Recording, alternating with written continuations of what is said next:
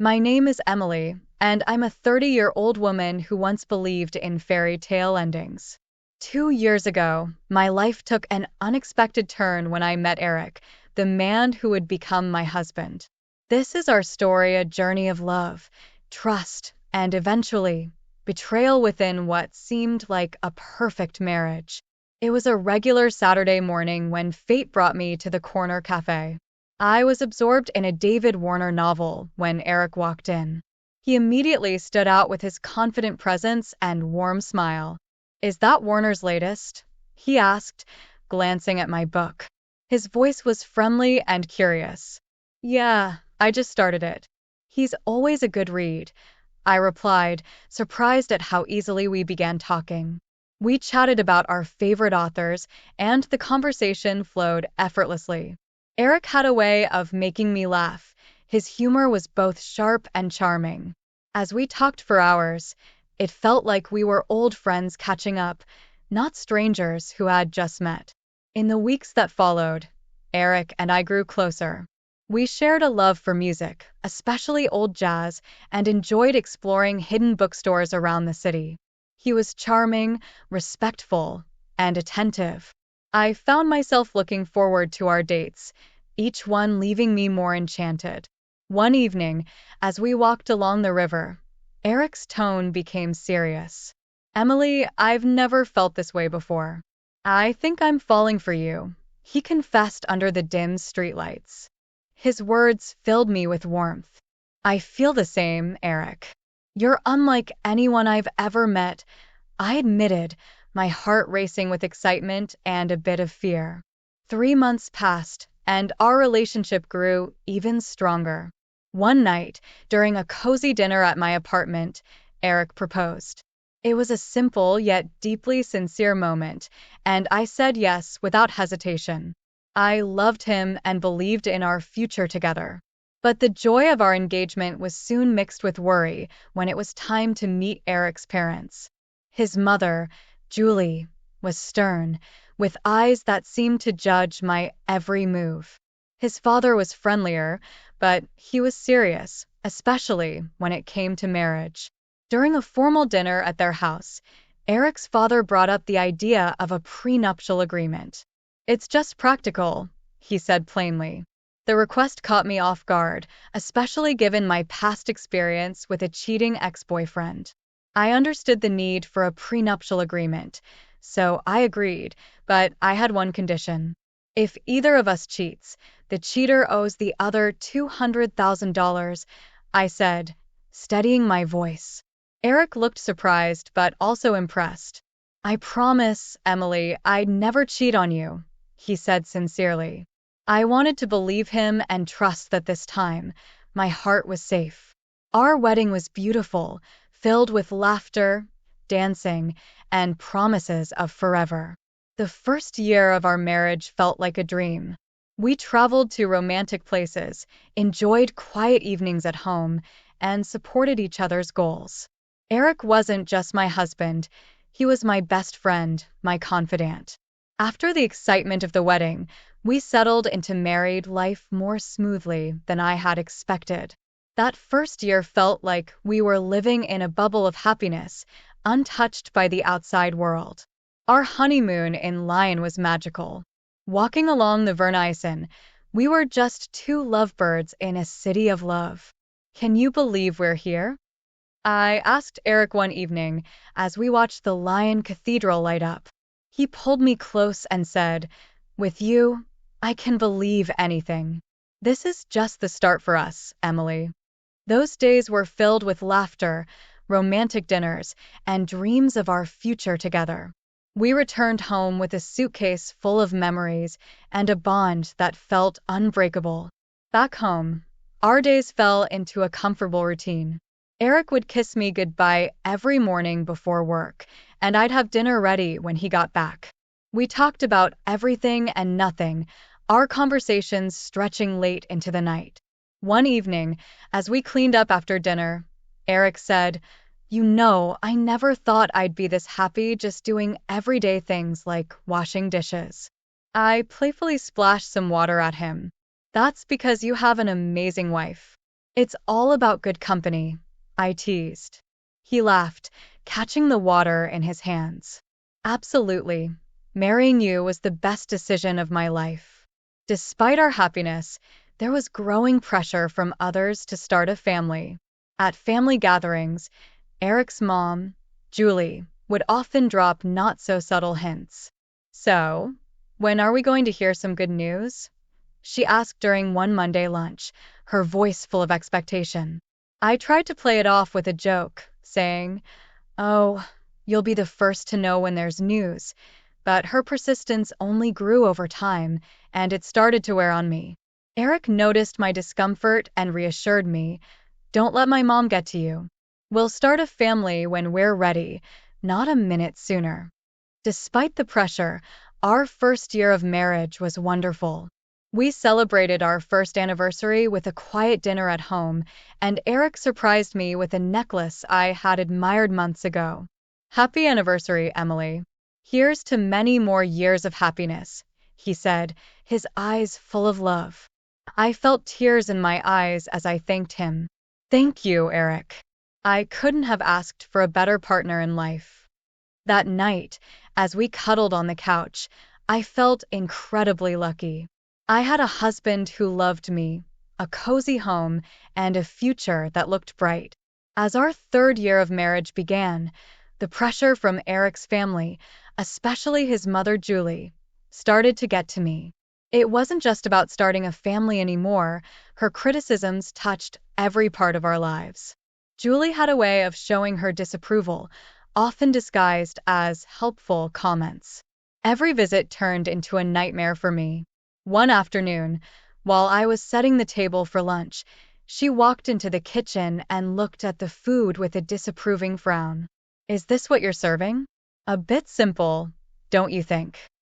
Julie renounced, her tone full of disdain. I clenched my jaw, trying to stay calm. "I thought we'd enjoy something light today," I replied. She just sniffed, muttering under her breath about proper meals and good housekeeping. Her comments weren't just about my cooking. She found fault in everything I did, from how I decorated the house to how I spent my free time. Nothing was off limits. One evening, while Eric and I were relaxing in the living room, Julie decided to give her opinion. "You know, Emily, if Eric gave me the money he spends on you, I could hire a proper cleaner and a cook." Eric looked uncomfortable, but didn't say anything. His silence felt like a betrayal. I was angry but managed to say, "Well, Julie, I'm doing my best here." What hurt the most was how Eric's attitude started to change. He began echoing his mother's criticisms, though more subtly. After one of Julie's visits, Eric casually mentioned, "Mom might have a point about the house. Maybe we should consider getting some help." I felt a pang of hurt and frustration. "So you think?" I couldn't handle it either. "No, that's not what I meant." Eric tried to backtrack, but the damage was already done. The constant criticism and Eric's growing distance were putting a strain on our marriage. We started arguing over small things, and our once easy conversations turned tense. After one particularly heated argument, I found myself asking, "What happened to us, Eric? We used to be on the same team." Eric ran a hand through his hair, looking frustrated. "I don't know, Emily. Everything just feels so complicated now." That night, I went to bed feeling lonely and misunderstood. Julie's negative comments had not only invaded my home but were also creeping into our marriage, making me wonder if our love was strong enough to survive this constant negativity. As we entered the fourth year of our marriage, I started to feel uneasy. The bright flame of our love seemed to flicker under the shadow of doubt and mistrust. It began with phone calls, several of them from someone named Gary. I noticed how Eric's behavior changed whenever that name appeared on his phone. One evening, while we were watching TV, his phone rang again, showing Gary's name. Eric quickly silenced it and put the phone away, but not before I saw the nervous glance he gave me. "Who's Gary?" I asked, trying to sound casual, though my heart was pounding. Oh, just a new guy at work. No one important, Eric replied, but his voice sounded too relaxed, like he had rehearsed his answer. His behavior started to change. He began coming home late from work with flimsy and inconsistent excuses. He also started dressing differently, trading his casual clothes for sharp, tailored suits. Working late again? I asked one night as he got ready to leave, noticing how dressed up he was. Yeah, big project, he said, avoiding my eyes. Don't wait up. One day, my frustration reached a breaking point. As Eric was about to leave for another late night at work, I confronted him. This isn't like you, Eric. What's really going on? I demanded, my voice trembling with a mix of anger and fear. Eric sighed, his face showing a mix of guilt and annoyance. I told you, it's just work. Why can't you trust me? Eric said, frustrated. Because you're hiding something. You're never here, and when you are, it's like you're a million miles away. I shot back, my eyes filling with tears. Eric didn't respond. He just grabbed his coat and left, leaving me standing there, feeling more alone than ever. That night, as I lay in our empty bed, I made a decision. I couldn't keep living in this limbo of doubt and suspicion. I needed to know the truth, whatever it was. The next morning, I called a private detective. It felt like a betrayal, but the constant worry and uncertainty were eating me alive. I needed answers, no matter what they revealed about the man I thought I knew. The days after contacting the detective were filled with anxiety and anticipation. I felt like I was walking on a tightrope, trying to keep everything normal while my world was quietly falling apart. Then the call came, and with it, the shattering of my last hope. Mrs. Joseph, we have conclusive evidence. I'm afraid your suspicions were correct. The detective's voice was serious, heavy with the weight of the news. He explained that Eric had been having an affair. The mysterious, Gary, on his phone was actually a woman. My heart sank as he detailed their meetings, providing timestamps and photos. It was undeniable. I sat there with the phone in my hand, feeling a mix of devastation and vindication. My worst fears were now cold, hard facts. Despite the pain, I decided not to confront Eric immediately. I needed more than just proof of his infidelity. I needed to understand the full extent of his deceit. One evening, as I passed by his home office, I overheard a conversation that sent chills down my spine. Eric was talking to his mother, Julie. Mom, I'm planning to end it with Emily after your birthday. Eric's voice was cold, lacking any affection he once had for me. Oh, that's wise, dear. Just make sure she gets me a nice 62 birthday present before you drop the bomb. Julie replied, her voice so callous it took my breath away. I leaned against the wall, feeling sick. Not only was my husband unfaithful, but he and his mother were plotting against me, waiting to use me for one last expensive gift before discarding me. Fueled by a mix of anger and resolve, I knew what I had to do. I decided to play along, acting as if nothing was wrong while secretly gathering more evidence of Eric's infidelity. The detective provided me with everything: photos, videos, and even audio recordings. I was building my case, preparing for the moment I would strike back. Each night, as I lay in bed next to the man who had betrayed me, a plan began to form. I would wait until after Julie's birthday, letting them believe they had outsmarted me. But when they least expected it, I would reveal everything and turn the tables. As Julie's 62 birthday approached, I put on a mask of ignorance, pretending everything was normal. Inside, I was filled with anger, betrayal, and a fierce determination to see my plan through. A few days before the birthday, Julie casually mentioned her upcoming celebration during a family dinner. So, Emily, I'm expecting a grand 62 birthday. You must have planned something special for me, she said with a sly smile, clearly anticipating a lavish gift. Keeping my emotions in check, I replied with fake enthusiasm, Of course, Julie. I've arranged a dinner at the city's most luxurious restaurant. It'll be a night to remember. Her eyes lit up with delight, not realizing the trap I was setting. Oh, how wonderful. I can't wait. Just a small family gathering, right? Yes, very intimate and exclusive, just for close family. I confirmed, my words laced with hidden irony. Later that night, Eric approached me, suspicion in his voice. That's quite a generous plan for Mom's birthday. Are you sure about this? I looked at him, keeping my composure. Absolutely. It's a significant birthday, and I want to do something special for her. Eric seemed satisfied but puzzled by my willingness to indulge his mother. As the day of the dinner drew near, I made the final arrangements. I confirmed the booking in Julie's name, rechecked the guest list, and ensured everything was set for the grand evening. On the surface, I was the dutiful wife and daughter-in-law, but underneath, I was ready to expose the betrayal and deceit that had poisoned our marriage. The night before the dinner, as I lay in bed, I felt a twisted sense of satisfaction. I was hours away from turning the tables on Eric and Julie. They thought they were using me for one last benefit before discarding me, but little did they know, I was the one in control now. The evening of Julie's 62nd birthday was set in a luxurious restaurant, every detail meticulously planned to reflect the grandeur of the occasion.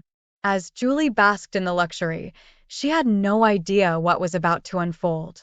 I played the role of the gracious daughter-in-law, hiding my inner turmoil behind a practiced smile. As dinner came to an end, the waiter presented the bill. It was $6,200. I reached for my card with a steady hand, even though my heart was pounding. After I swiped the card, I glanced around the table. Julie had a satisfied smirk, and Eric looked uneasy. Thank you for such a wonderful evening, Emily. This is truly generous, Julie said, her voice dripping with insincerity. Then Eric leaned in, his voice full of mockery.